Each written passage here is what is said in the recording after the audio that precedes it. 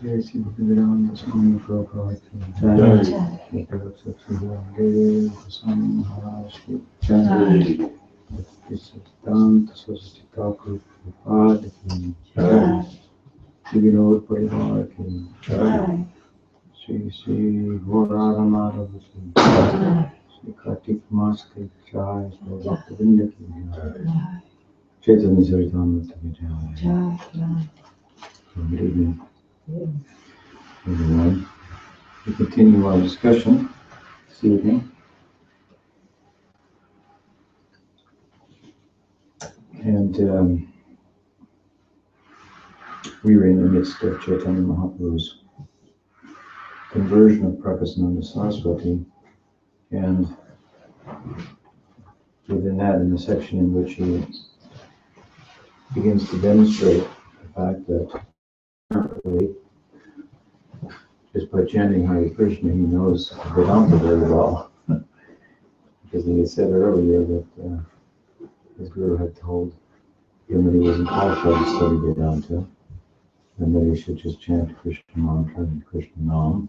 In reply to Prakasananda Saraswati, who said, hey, it's the business of a sannyasi to study the Vedanta, not to dance around with instruments and crazy people in the public forum. So Mahaprabhu replied in this way, saying, I don't have the qualification to study Vedanta, but I just follow my guru's order, and he ordered me to chant the holy name. By the way, it is said in the scripture that this is Kali Yuga, and chanting is the way, and so on and so forth. And so he impressed Prakashananda and his qualities and his very simple, if you will, and straightforward explanation. I'm a fool. I just served my guru. My guru told me to chant Krishna Nam. Anything wrong with that? From the Vedanta point of view, Krishna in the Gita says, Vedanta Veda Videva Chaham. I'm the author of the Vedanta. I'm the knower of the Vedanta. And so on. So it stands to reason that if you chant Krishna Nam, you could and come to know, you will come to know the knower of Vedanta, the author of Vedanta. And so it seems that that's the case in this instance, because now Chaitanya Mahaprabhu is explaining the Vedanta to Prakasananda Saraswati in a way that he never heard it before. And the first part of his explanation, as we've heard, is that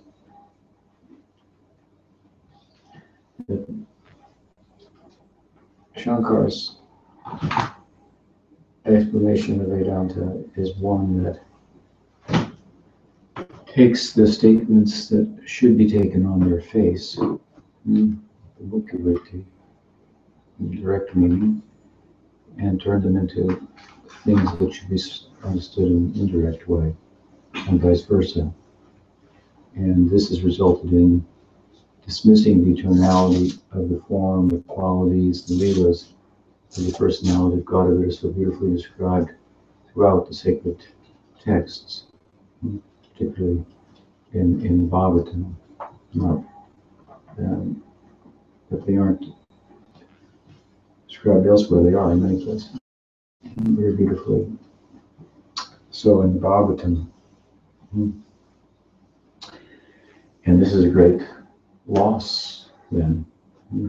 Indeed, it, if not understood, as we heard last night, that teaching in terms of its being a provisional teaching on the part of Shankar, commissioned by Vishnu, according to time and circumstance, to bring a large portion of the public from a monastic point of view in which the scriptures were dismissed, sacred texts, to an acceptance of the scripture based on an understanding of the scripture that was similar to the understanding of the Buddha. And Vishnu cited in the commentary, where it's mentioned that Shankar's teaching was commissioned by Vishnu, Shankar being Shiva, Shankaracharya being a representation of Shiva in the world, commissioned to speak in the Asat Shastra, against different than the conclusions of the Shastra in such a way as to present a veiled type of Buddhism. And we pointed out how in modern times this is actually what people have come to conclude, that Buddhism and Vedanta are kind of like, say it one way, say it another way, and it's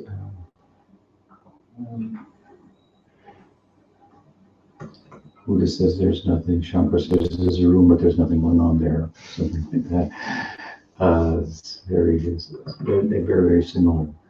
They're different, similar. They were at odds with one another philosophically, in a sense, but modern thinking, the present times, same, more or less.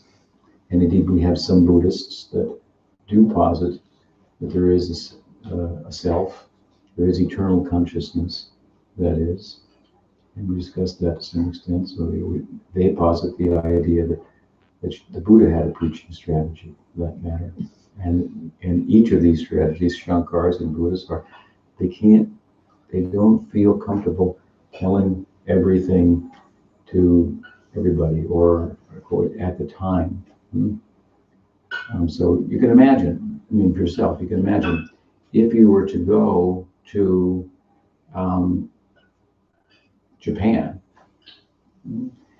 and begin a preaching campaign of Vedanta and Gaudiya Vaishnavism, where the dominant religious thinking is Buddhism. I guess Buddhism before that, and then there's Buddhism.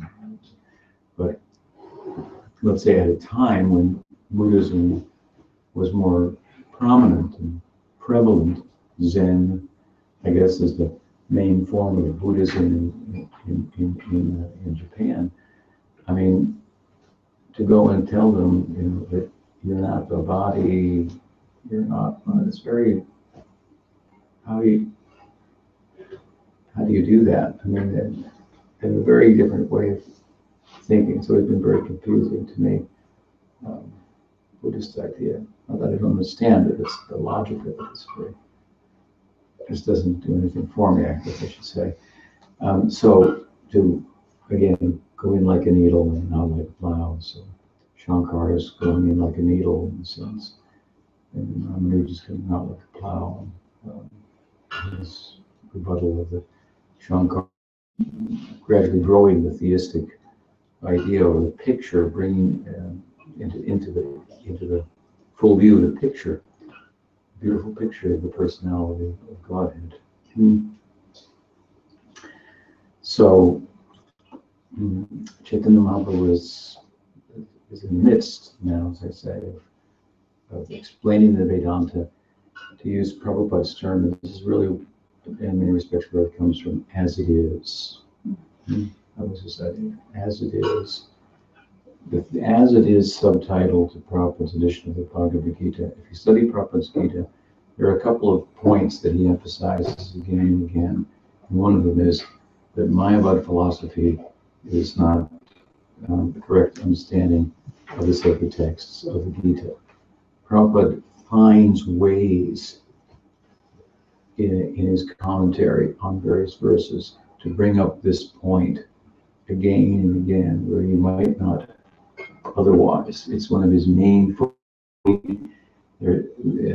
He gave us a pranam mantra by which we could offer our obeisances to him, in which he describes himself as Nirvishesha Sunyavadi Paschatade Satar. These two, Sunyavad, Nirvishesh, Sunyavad, no qualities, Nirvishesh, and Sunyavad, without, empty, no qualities, empty. They're different but pretty similar. So he wanted to expose, if you will, the fact that these particular doctrines are not supported by the sacred text. And now to appreciate these arguments, you have to enter into the world in which the sacred text is the determining factor of knowledge. It's the map. And Prabhupada was very strong on this point as well to his disciples, that this is the standard of knowledge. If you want to speak in spiritual circles, it should be, hear what you say should be referenced from the sacred text and so forth. This is the general idea, of course, of that, as I've many times said, is that there's such a thing as revelation. And so if the truth, reality is alive and well, and if it wants to reveal itself, then it can be known, otherwise not. If perfection exists, if we are imperfect and we seek perfection, we must seek the perfect means. That must come from, not from within perfection, it must come from perfection itself. And so if perfection seeks to or chooses to make the imperfect perfect, because it's perfect, it can do that, then it's possible. I think this is a very good basic reasoning that underlies the worldview of the Gaudiya Vaishnavas and all Vaishnavas with regard to their acceptance of the principle of revelation. People tend to think of revelation as some old book, and we're just going to listen to what it said. Hey, there are plenty of modern books now to read from, modern ideas, and these are all old books collecting dust and so forth. We have to understand the principle. Sridhar Maharaj gave it in a mathematical example, or metaphor. He said, if the finite seeks to know the infinite, how will it be possible for the finite to know the infinite? Well, that seems impossible. And he replied, if the infinite chooses to make itself known to the finite, even though it would be impossible on finite terms, on the infinite's terms, it's not impossible. So this is the principle of revelation. We are a knower of sorts, and we want to know what is the nature of reality. And our reasoning also is that the reality is also a knower, not just something to be known.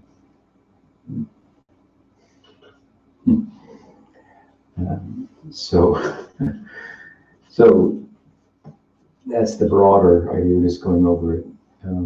Basically, we can give the other arguments as well as to the ways in which instances or examples that seek to illustrate how from within imperfection we can arrive at perfect knowledge by the limits of the senses at which we know. It's very clear that an empirical way of knowing it is not empirically demonstrable, demonstrable that that that by empiricism unto itself, we can know everything. It's not empirically verifiable. So when we want everything to be empirically verifiable, and insist that unless it's empirically verifiable, it's not true, we have to, of course, acknowledge the fact that it's not true that by empiricism, it's not verifiable empirically, by empiricism, everything can be known. Hardly is that the case. And reasoning about observation, if we want to equate for the moment observation with empiricism, is reasoning arguably about information that may be imperfect, limited, and so on and so forth. So these are the very basic arguments, strong arguments for the idea of revelation. Now, of course, there are different interpretations of the text and so forth. And there are more than one valid, there is more than one valid interpretation. We don't say that the Ramanujas had an invalid interpretation, or the Madhvas, or the Ballavas, or the Embarkas, and so forth. These are other schools of Vedanta. They differ from our perspective considerably. Two of them are forms of Vedanta, theology and philosophy, that serve as a canvas out of which reverential love of God manifests. The Vallabh Sampradaya and the Embark Sampradaya are different and more similar to ours, in that they are a canvas that acquaints us with Krishna in Goloka to some extent, which is more of a realm of intimacy, although there is also reverence in Dwarka and Mathura to some extent, not in Vrindavan. So, and that's where we focus in particular, and within the Braj, within the Vrindavan. So, at any rate, there are different schools of thought, and we, as Gaudiya Vaishnavas, we accept them all. But amongst the Vedantins, Shankara's interpretation is not as it is. That is the point.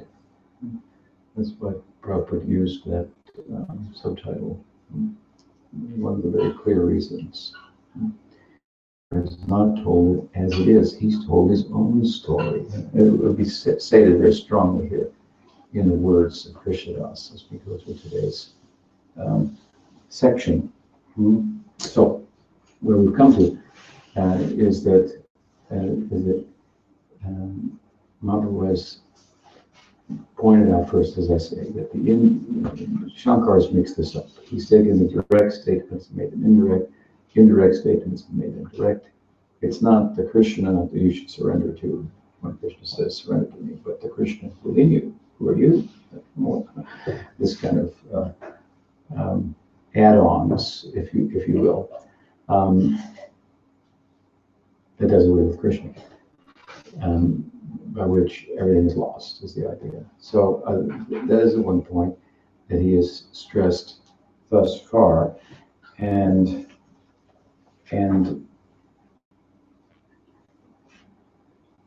how then to the body of the Lord is problematic, and so forth, and gives the correct understanding of the nature of the Lord's form and so forth.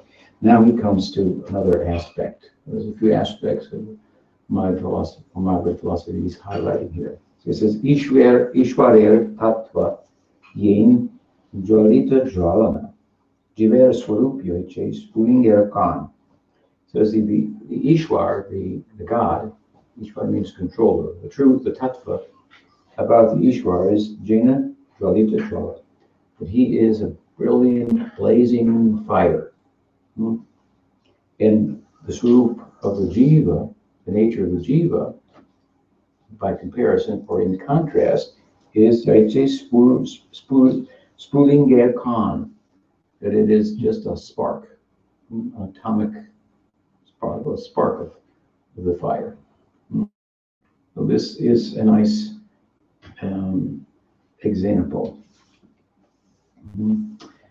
And it's, of course, fully supported by the scripture, as you'll see, but it's a nice example of the idea that the Jiva and Brahman are different. Is the idea. Here, in the example of the spark, we get both, don't we? We get that they're different, and we get that they are one, because if you get touched by the spark, you feel like you got touched by the fire. But again, the spark, as we said the other day, you can't cook with that. You can't heat yourself in winter with only a spark. So there's a difference between the spark. Spark may be covered by smoke. You can't light the night like a fire. The fire generates the smoke. It generates the spark. It generates heat and light. In these instances, smoke, spark, heat, and light, the power of the fire that is, well, powerful. It's full of power. It generates heat. It generates light. It generates sparks and smoke. So smoke is like, he hasn't gone this far, but I've used this, I've come up with this kind of extended analogy to put the basic Shaktis of Bhagavan, of which there are many, but the basic three that we highlighted in this section, in perspective. The smoke is the Maya Shakti, the sparks of the Jiva Shakti, and the heat and the light is the Sarup Shakti. You see, as we go from the smoke to the heat and light, this the Shakti, the power coming from the fire, powerful Shakti is becoming more and more like fire. In other words, heat and light are much more like fire or one with fire than they are different. And smoke is much more different than it is like. Seems very different from fire. It seems almost the opposite of fire. It's obscures, and fire it illumines, right? But it comes from the fire. Smoke generates the fire. Fire generates fire generates the smoke, right? No example is perfect, of course, so you need wood in there too, whatever, something, but it's useful to think about it in this way. Analogies don't prove anything necessarily, but they help us to get a grasp on certain concepts. The proof is in the Shastra, and what it says. And Shastra is speaking about things, the idea is, Revelation is speaking about things that we couldn't know otherwise. That's helpful. And the fact that our capacity to know is limited is very, very reasonable. I gave the example the other day, that the difference between a chimpanzee and a human being in terms of the DNA is minuscule. The difference is just so slight. If the DNA is the main makeup, building block, or the blueprint or something like that of what we are, will be, and so forth.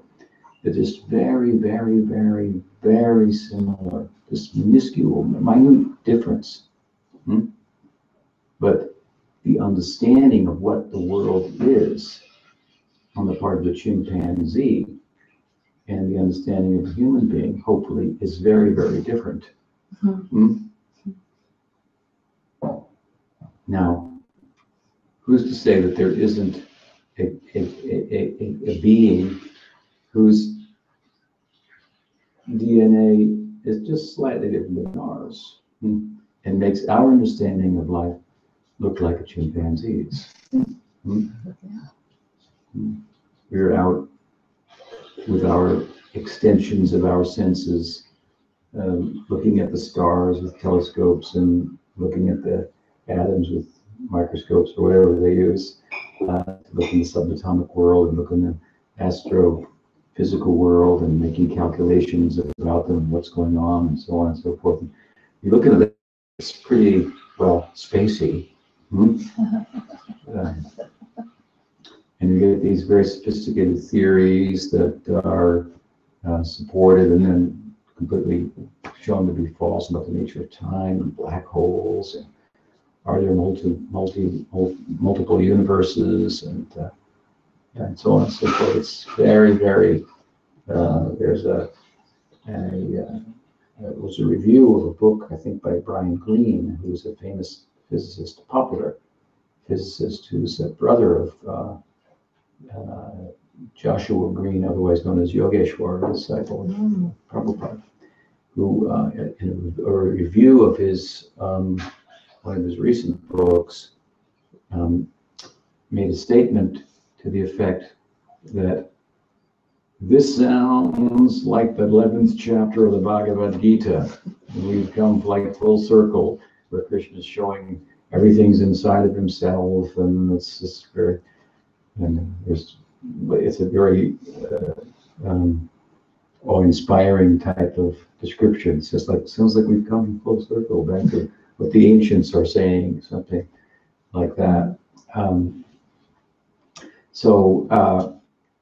What we're seeing, what we're measuring, I would imagine, chimpanzees and insects are also doing some form of measurement, somehow or other, intuitively or whatnot. Maybe when you put your hand down on the table and an ant is walking, what they think, if they think it is, or what it is, what's their capacity to understand that?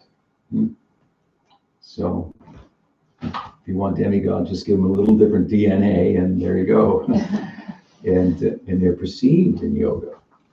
They're experienced, and the celestial sounds are heard from the mind stuff, and so forth.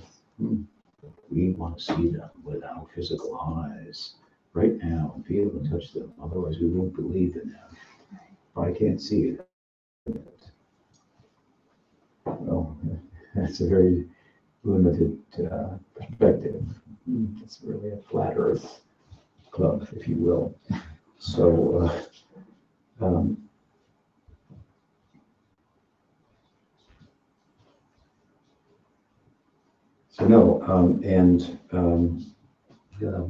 tangent there, but we were talking about the Shakti, about different Shaktis, and the example of smoke, fire, sparks, and how they're one with the fire and different. So no examples are perfect. They help us to get a grip on something. And if we want to know a thing comprehensively, point of making is that we need something beyond our own capacities. That's what Shastra is for. It tells us about things that we know, and there are a lot of things we can't know on our own. They are, again, instruments within the sphere, within the realm of imperfection that we are exercising. And so, imperfection will not beget perfection, is the idea. You could say practice makes perfect. But the practice of what?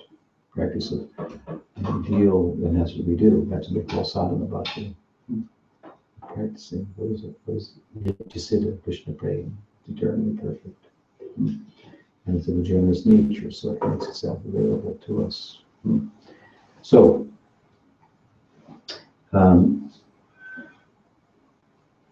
there are things that we can't know. These, this is an analogy, the fire and the spark, fire and the smoke. I say the smoke is more different than it is one, but it's not different entirely from the fire, because without smoke, you don't have fire. So smoke is dependent on the fire. You have the spark. The spark is, it's one and it's different. The smoke is one and different, but the spark is more one. And it's pretty different too. Not as different as smoke is from the fire, but different nonetheless. When you get to heat and light, then heat and light are just almost, but they're more one than they are different from fire. And heat and light in this example or analogy is the Swarup Shakti of Krishna. So you have the smoke, which obscures, bewilders, the Maya Shakti. You have the Jiva Shakti, that can be influenced by the smoke, or can be influenced by the heat and light and come into the fire, so to speak. And heat and light means that Swarup Shakti has Samvid and Ladini. It has power of knowing. Light means luminosity, knowing. Light bulb goes off in your head and you draw the cartoon to illustrate light. And heat means feeling, means love, affection. Ladini, Samvid and Ladini.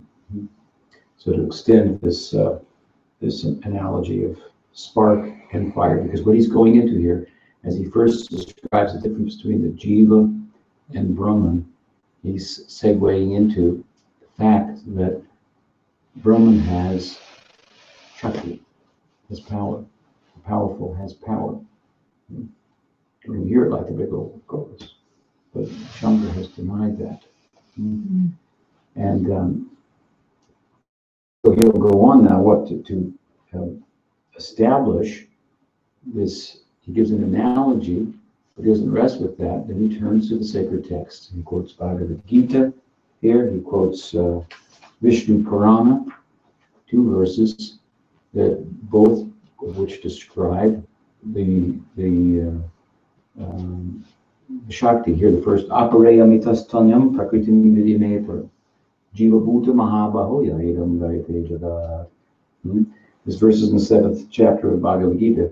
It follows just after Krishna has described the Gunamaya, the kind of the nature of matter, its constituents. But this is from the Sankhya philosophy, Sankhya description of matter. And having done that, he says, and that is the Prakriti, and then there is Apa. Prakritim vidhi me param. There is a para prakriti. Prakriti, param. It's superior. It's called the jiva. And the jiva, daryate jagat. The world is supported by that. This verse of the Gita is followed by another verse. The verse that follows this verse in the Gita, Krishna says, the whole world is made up of these 2 energies of mind. Maya and the Jiva. And the difference is, one is sustaining the other, means one is enjoying or trying to enjoy the other and giving meaning to the other. One is Achit, Asat, Nirananda. The other is a unit of Satchit, Ananda. So we explain this many ways, many times. There's matter, and it doesn't matter unless it matters to us, unless we matter about it, so to speak. And we posit meaning, value into matter, and into itself. It lacks that. In that sense, the Gita is saying the jiva is superior to matter. It's conscious. It's not inert. This self, this Atma, has been described earlier in the 2nd chapter, as we know, when Krishna began to educate Arjuna, taking from a materialistic religious orientation to a spiritual, experiential orientation. So here it comes again. And he wants to say here that this jiva is one of the Shaktis of Bhagavan. He says, Jiv Shakti, Jiv Tattva Shakti, Krishna Tattva Shakti Man. Says the Jiv is the Tattva of the Jiv, and the truth, the Tattva of Krishna is the Shakti Man. Shakti Man means, again, the powerful, and Shakti means the power, the energetic, the energy, energetic, and the energy. So fire and that which it generates, for example. Gita Vishnu Purana Gita Hatitaman. The evidence for this, my analogy is there, he's saying, that doesn't prove anything, but it helps to understand the picture. But for conclusive knowledge, we go to the Gita and Vishnu Purana, and there are statements there that can tell us about something that we couldn't know unto ourselves on the strength of our own intellectual, mental, physical prowess. This is what the scripture is for. This is one verse from the Gita and the second verse from the Vishnu Purana. Vishnu Shakti Para Prukta Chetraknyakya Tata Para Avidya Karma Samya Shakti Rishate. So it goes a little further now. He's developed first, there's a difference between the Jiva and Brahman. This is a real good argument. I mean, to say that we are Brahman, we are consciousness, is okay, but to say, but we have to acknowledge that despite the fact that we are superior to matter in the ways in which we often explain, giving meaning to it, it wouldn't matter without us, and so on and so forth, we can't deny the fact that we're bewildered by matter. I've given an example before that the TV has no meaning without the viewer. So the viewer is infinitely more important and superior to the television. But we do find instances in which the viewer, having turned the TV on, can't get up from the chair. And the television takes over his life. Problem. And we are experiencing a similar problem. It's hard to deny that. And it's a very simple and straightforward explanation that the scriptures give of it. It doesn't deny that we exist. It doesn't deny that we're inherently of a spiritual nature, chit, not a chit. We're not inert matter, we're different. That's intuitively universal, and there's good reason to support it. The scriptures support this idea and so forth. And so to compare us to a spark, well, then it's clear. Okay. Spark is one, but it's different at the same time. These are very clear explanations. Shankar's explanation of the Jiva, of course, is that the Jiva is actually Brahman. He gives some examples that sound pretty cool. If you take an earthen pot, inside of the earthen pot is some sky, right? If I break the earthen pot, the body is just an earthen pot, and is the sky. So he says that Atma and Brahman are one. A drop of water enters the ocean. Drop becomes these are his kinds of examples. There are problems with these examples.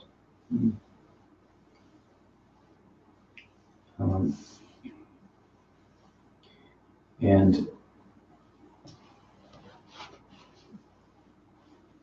in his explanation of the scriptures, which don't square with these statements and other statements that will be cited, statement here from the Gita, from the Vishnu Purana, and so forth, the Jiva and Brahman are one. Ultimately, there is no Jiva in the world. And there is no God. There's Brahman. There's no Ishvara. So Mahaprabhu was going into this. He started to talk about Shakti by way of talking about the Jiva. This verse from Vishnu Purana speaks about more than just the Jiva Shakti. It says the potency of Lord Vishnu is summarized in 3 categories. Namely, the spiritual potency, which means the Swarup Shakti, the living entities, Jiva Shakti, and ignorance, the Maya Shakti. This spiritual potency is full of knowledge. The living entities, although belong to the spiritual potency, are subject to bewilderment. And the third energy, which is full of ignorance, is always visible in fruitive activity. So this is a very clear statement from the Vishnu Purana that Shankar seems to have ignored. What he's doing is segueing into the idea, the difference between the Vivartavad of Shankar, this section, the Vivartavad of Shankar, and the Parinamvad of Gaudiya Vaishnavism, Shakti Parinamvad. So Vivartavad means it's kind of a doctrine of illusion. And Shankar gives the example of mistaking the rope to be a snake. Nice example. He says that there really is no world, there really is no jiva, there really is no Ishwar. It's a question of thinking that a rope is a snake. Who's thinking? Brahman? How could he be so confused?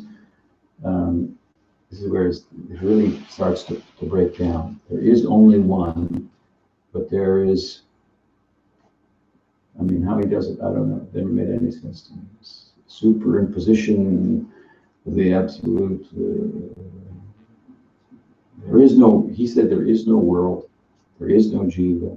This is a complete idealism, monistic idealism. There is no external world. There is no. The Vivartavad, Chaitanya Mahaprabhu explained, this is a term that's used in the Upanishads, but it means that the body is thought to be one thing, a snake, but it's really a rope. Very simple. We see things in this world, we think they're one thing, but there's something else. But the rope is still there. Shankar is saying it's a question of thinking a rope is a snake, but really there's neither a rope or a snake. Well, if there's no rope, how do we get the snake out of that to begin with?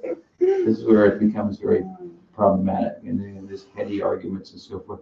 And then the fact that there are these clear statements in the scripture that the Godhead has Shaktis. Shaktis are mentioned here, the Jiva, the Maya Shakti, and the Swarup Shakti. And Parasya Shakti, Vividai Vishriyate, Brahmas, innumerable Shaktis, and then Shakti Parinamva. So the world is a transformation of the energies of God. Shankar was against the idea of Parinam, Shakti Parinamva, because his idea was that the God would be transformed, Brahman, I should say, would be transformed.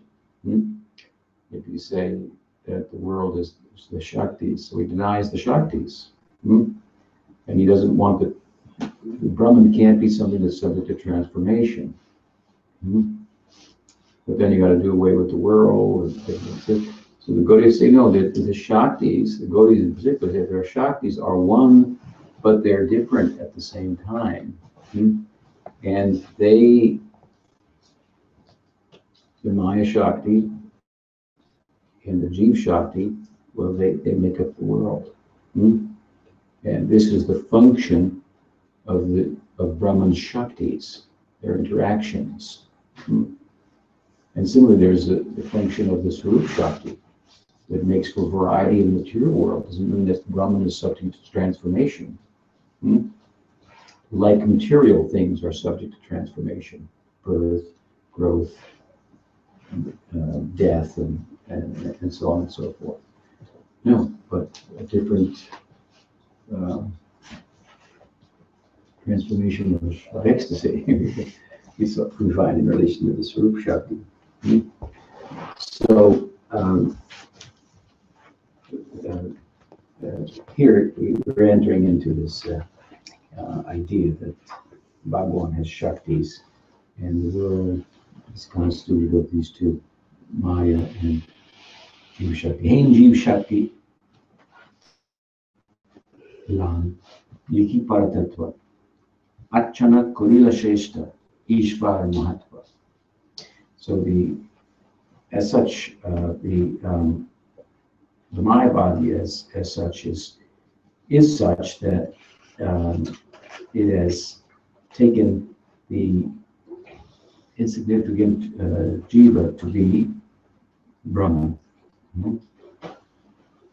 And this, Mahaprabhu says, this is not a compliment to Brahman. the Godhead. व्यास सूत्रेत्रे कहे परिणामवाद व्यास परंतु बोले तार पुत्राइला विवाद. The sutras of Vyas Sutra Kohe, Parinamvad, speak very clearly about Parinamvad. This means, again, the transformation of the world is the intermingling or whatever the Shaktis, the Bhagavan. He's Om Purnam, Adaha Purnam. Shaktis come from him. He doesn't lose anything as a result of that. However, the sutras speak of Parinamvad. Vyas Prantavuli Uttara Vivad.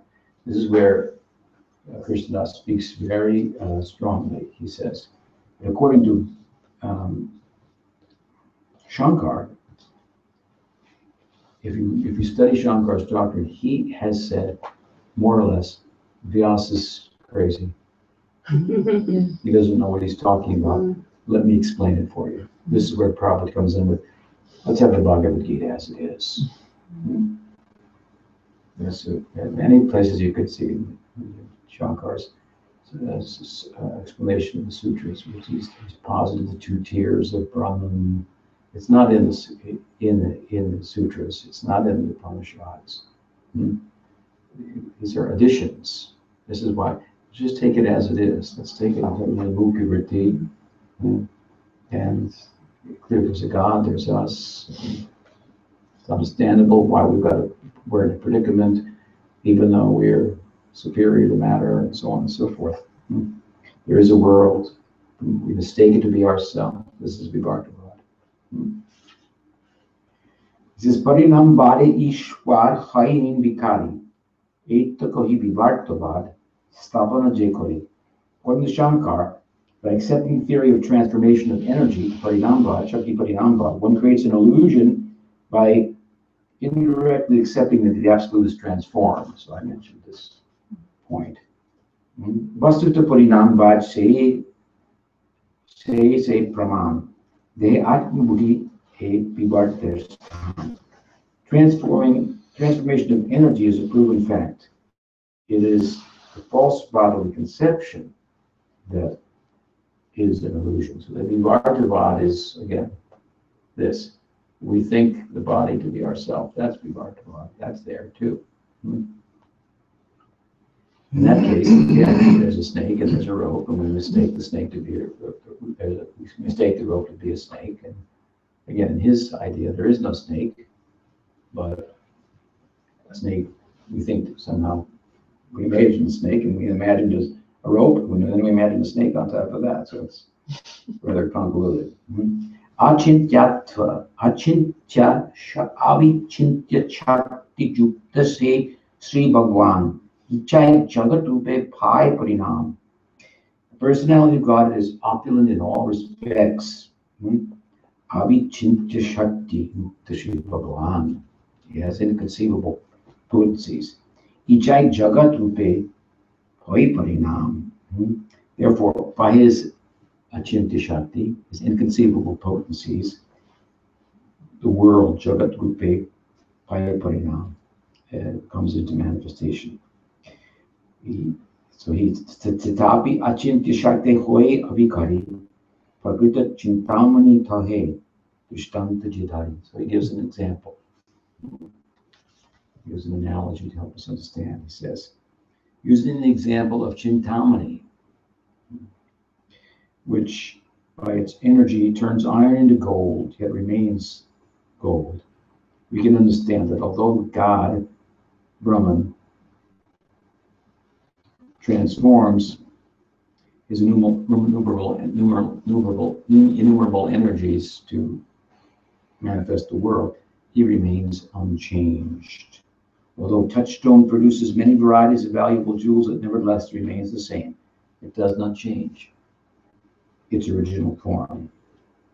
Prakrita Vastute Shakti Hoy Ishvara Chintya Shakti Tiki Vishnu. If there is such inconceivable potency in material objects, why should we not believe in the inconceivable potency of God. Of course, the inquiring mind, the doubting mind will say, that's a great example, but there is no such thing as a touchstone that turns iron into gold. Mahaprabhu's given an example of Chintamani. Of course, he has experience of that. It's a Chintamani Prakarasatmasu Kalpavriksha Rakshavi. There's a world of Chintamani. Sometimes properly interpreted as the philosopher's stone. But nonetheless, there are other examples that are given, I think, by the Goswamis, like jewels and herbs have powers and so forth. And transformed. Prabhupada sometimes give an example of the sun. By the potency, by the rays of the sun, there's the transformation of the combustion and evaporation of water and rains and the whole thing. Look at the world and then look at the sun. They look very different, but in a sense, the world of vegetation, so that we live on the basis of the transformation of the sun. And the sun remains the sun. It doesn't turn into a vegetable. So you can't eat it, but you can cook with it. Cook vegetables. So it's a good example. The example of living in the cave is nice too. Two people living in the cave and they only know darkness, and one finds his way out and sees the world, and what is the result of light? That there's vegetation and there's so many more things to eat besides mushrooms and molds and so forth that you find in the cave. And not only that, some of them, with the help of the sunshine, you can cook them, turn them into more palatable dishes. So now he has the task of going back into the cave and telling his friend in the cave that what light is, what the sun is, with no reference, frame of reference. How can a person only living in the dark cave understand there's such a thing as sun that does these things, and that's only partially what it does? He has no even experience of a vegetable or fruit, a sunny day, so on and so forth. Rain, so where do you begin? So then he just makes a little ray of light comes in. Whoa. Fascinating. This is what the Upanishads does when it tries to tell us about God. It first says, if there's anything in the world that most resembles God, it is you. Atman, your consciousness. Not like matter, inert. Just a beginning understanding. What are you going to tell somebody who lives in the cave? How can you tell them? How can they believe? That's a lot in itself.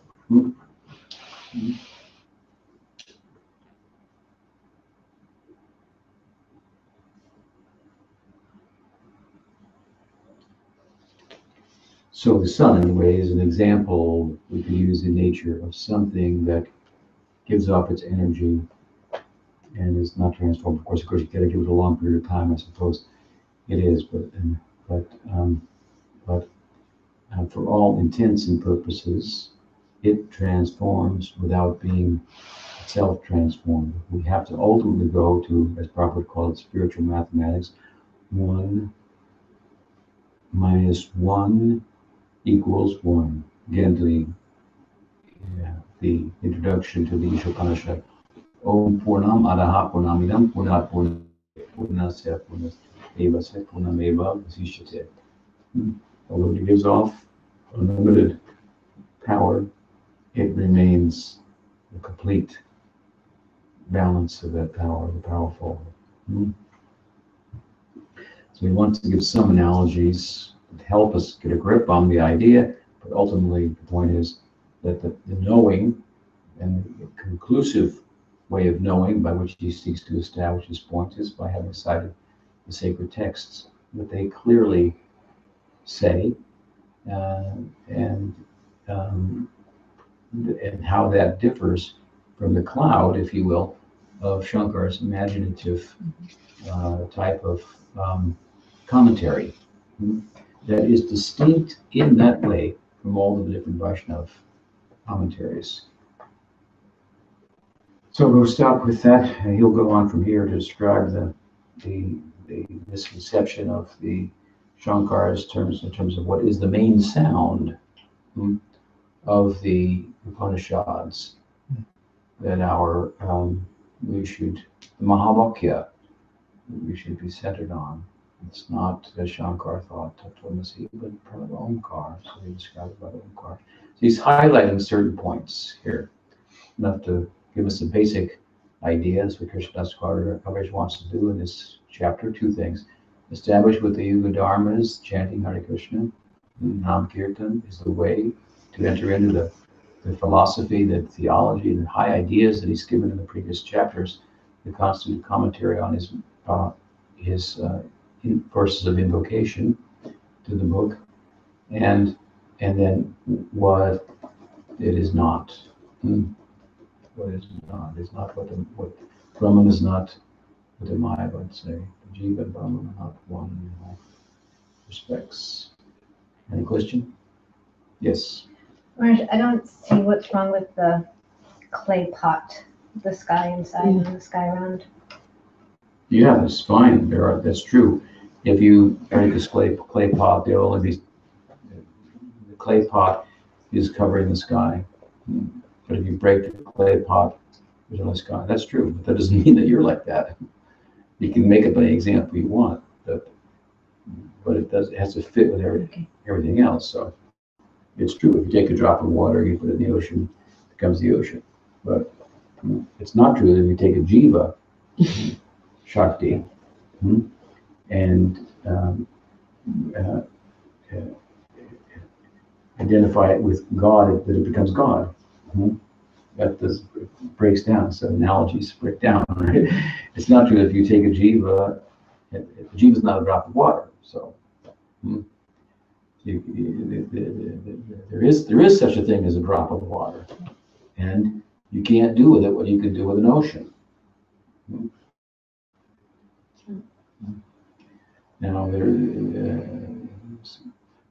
now you can say you can do away with drops. I suppose that's what he's saying. Do away with drops. But there are always drops and there are always oceans, I guess, is the point.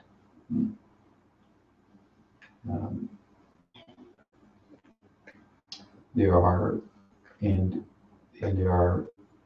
what is the nature of the merger?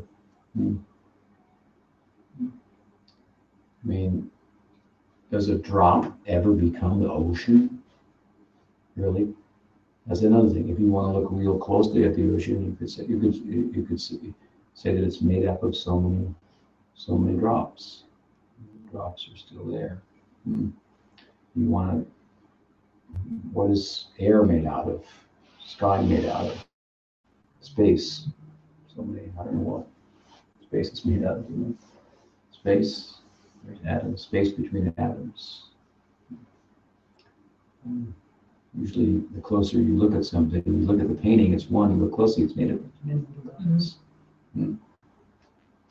So, to do away with individuality in the name of unity is not as beautiful, neither does it speak to us in the same way that the kind of unities that we find in the world do, like the unity of notes in harmony.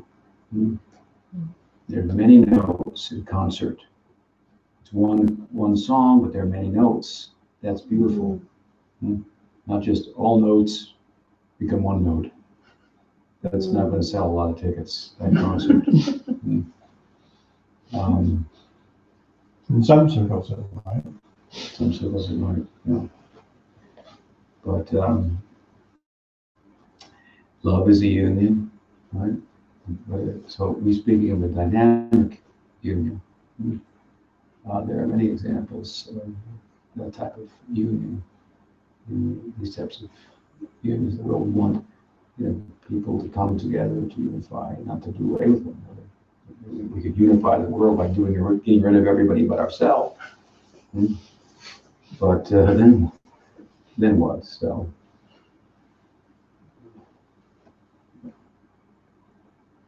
examples are, true, but they don't fit with everything else, is the point. The body's not an earthen pot, and Jiva's not the sky. You have to be the sky to begin with. If you were the sky, then if you were Brahman, in that example, then how did you get in this position? Well, Brahman, there's this duality that he tries to do away with. That's hard to do away with. So, and again, however well it's reasoned or thought about, however attractive it may sound, larger question from the classical point of view is, how does it square with the sacred text? And then you have these long arguments as to what the texts are actually saying, and debates between Ramanuja and Madhva and Shankars and so forth. Chaitanya Mahaprabhu tends to be very kind of simple and straightforward and very kind of down to earth. This is the way he's speaking to Prabhupada also. Anything else? Can he off the topic of tonight? Yeah, but I just want to emphasize that point again. The Chaitanya Mahaprabhu didn't make a doctrine, didn't do a commentary on Vedanta. Again, his answers are very straightforward and very simple. And we give the answer when he was in South India. So who superior, Shiva or Vishnu? He said, well, she was taking the water of Vishnu's foot wash on his head. I guess Vishnu. What do you think? That's what the text says.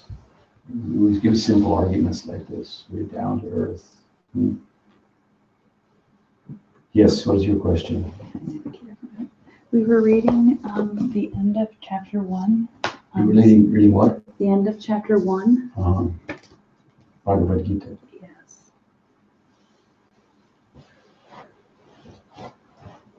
And it talked about him in a different name.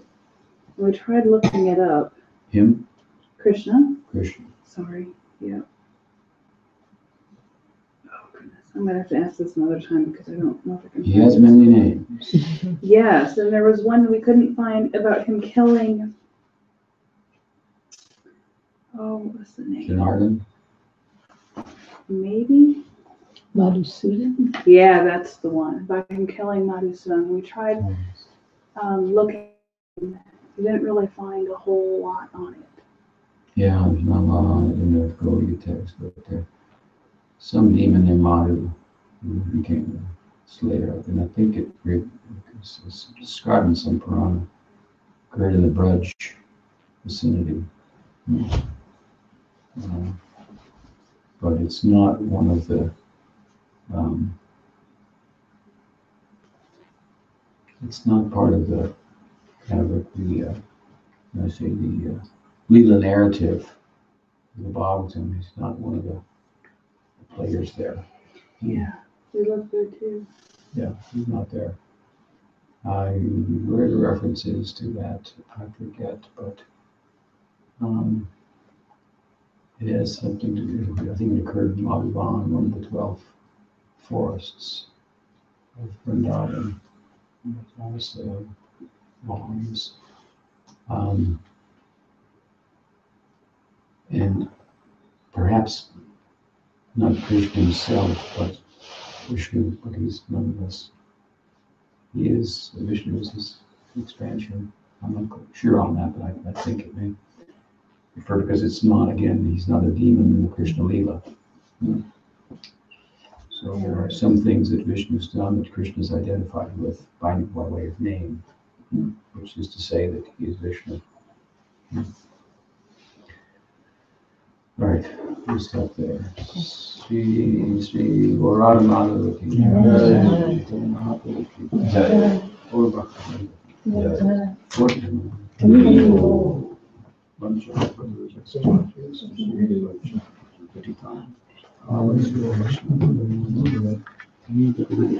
Divine Grace, Tripurari, Swami, Ki Jai.